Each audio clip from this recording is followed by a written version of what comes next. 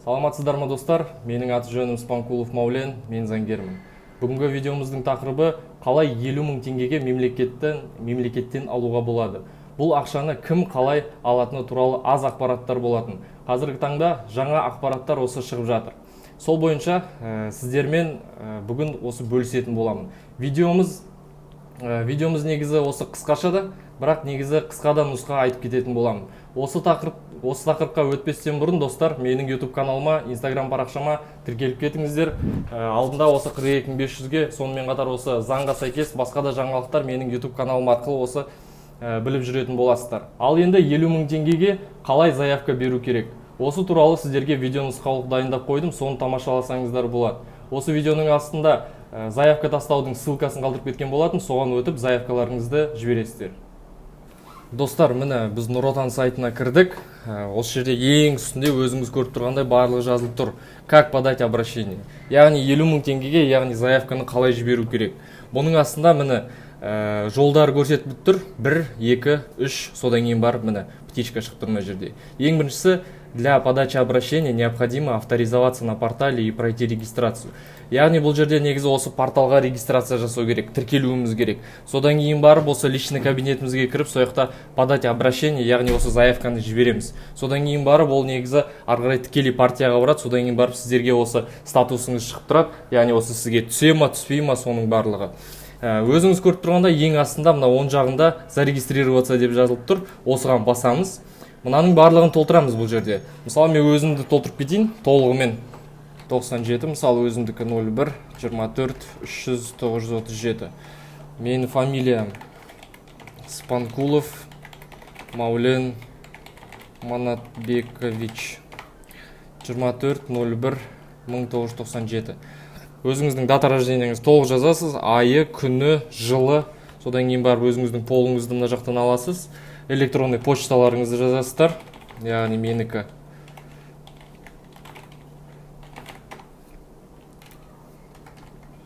Өздеріңіздің телефон номерларыңыз, логиндарыңызды.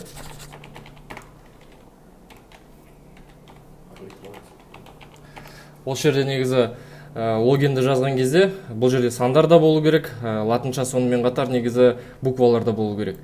Парольді жазған кезде сіздер бір үлкен әріп сіздерде болу керек. Сонымен қатар сандар да, буквалар да болу керек. Парольді негізі қайталаймыз содан кейін.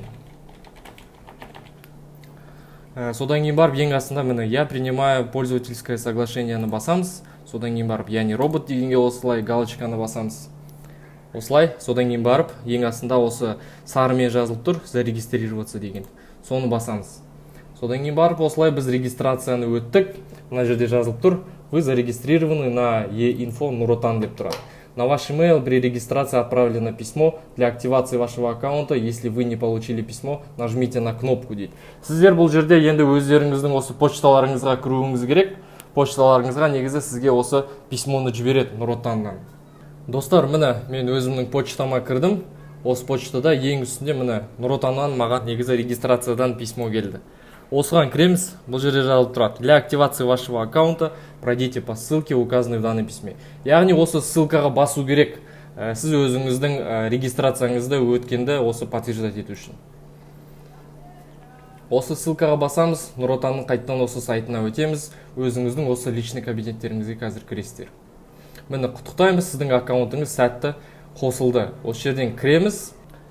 Достар, содан кейін барып өзіңіздің личный кабинетіңізге кіргеннен кейін барып сізді осындай неге жаңа бір осы страницаға жібереді. Бұл жерде осылай өздеріңіз таңдайсыздар, жеке тұлға, заңды тұлға деп. Яғни сіздер көбінесе жеке тұлға болғандықтан бұл жеке тұлғаны автоматты түрде басылып тұр. Содан кейін барып өтінішін түрін таңдайсыз. Бұл жерде өтініш, шағым, пікір ма, қандай? Бұл жерде біз өтінішті таңдаймыз.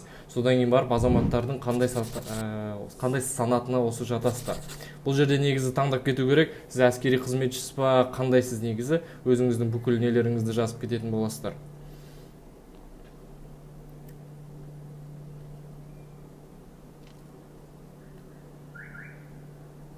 Міне сіздер негізі 50 мыңға байланысты негізі қандай адамдар 50 мың теңгені осы партияға жіберіп, соны алады, негізі сол қатарларды осы жерден көрсетесіздер.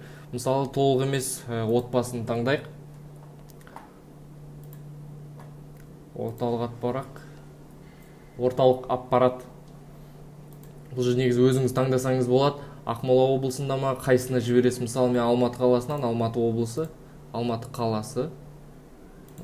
қаласы, Нұр Отан партиясы, қалалық филиал. Бір сөзбен айтқан кезде сіздер қай жерде тіркелдіңіз, қай ауданда, немесе қай қалалық филиалына ма, немесе ауданына ма, өзіңіз бұл жерде таңдайсыздар. Мысалы, мен қалалық филиалын аламын. Содан кейін барып мен бұл жерде осы өтінішті жазамын. Өтінішті жазған кезде негізі алдын ала оны алдын ала жазып, яғни Word-қа, содан кейін барып негізі мына жаққа осы копировать етіп қайттан қойғаныңыз негізі дұрыс болады. Мысалы, айтайық, мен Спанкулов Маулен осындай жағдайларға байланысты